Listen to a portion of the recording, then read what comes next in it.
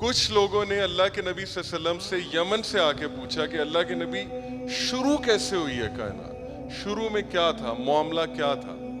اس سے آپ اندازہ لگائیں کہ لوگ اللہ کے نبی صلی اللہ علیہ وسلم سے سوال کیا کرتے تھے، لیکن ہمارے سوالات رک گئے ہیں.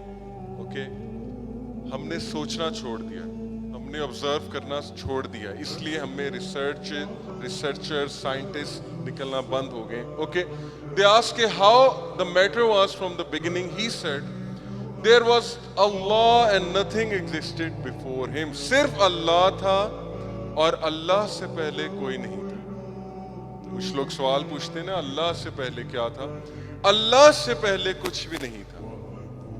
اور وقت نہیں ہے، ورنہ میں آپ کو فزکس کے لاز سے یہاں پروف کر سکتا ہوں کہ جتنی بھی پاسبلٹیز آپ فزکس کے لاز کے مطابق نکالیں گے، آپ اسی کنکلوژن کو پہنچیں گے کہ some thing was there when nothing was there.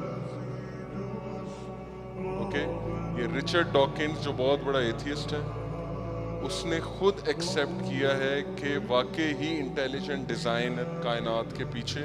کائنات انٹیلیجنٹ ڈیزائن کے بغیر نہیں بن سکتی. Allah's messenger صلی اللہ علیہ وسلم said there was Allah and nothing existed before him, only Allah, and his throne was on the water. اللہ کا عرش پانی پر تھا. اس کی کیا کیفیت ہے واللہ عالم.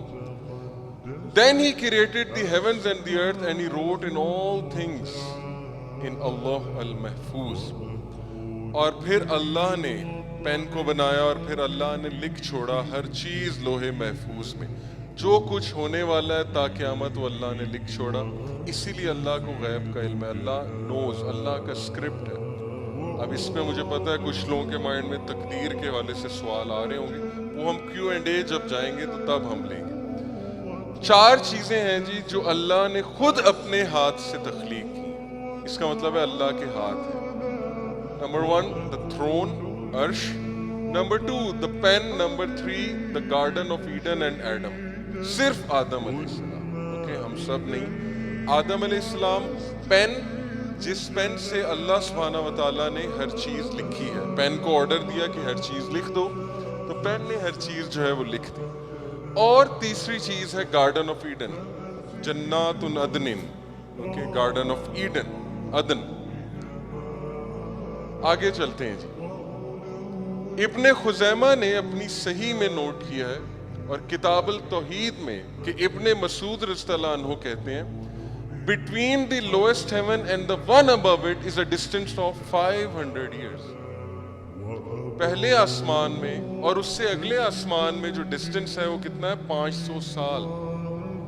اب یہ 500 سال کس سپیڈ پہ جائیں گے تو لگیں گے واللہ عالم. میرے پاس اس کا کوئی آنسر نہیں، لیکن اللہ کے نبی نے کہا ہے بات ختم.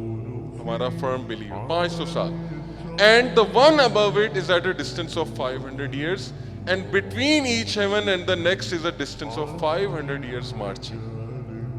500 سال 500 سال 500 سال، تو 7 آسمانوں تک کتنا ڈسٹنس ہوا؟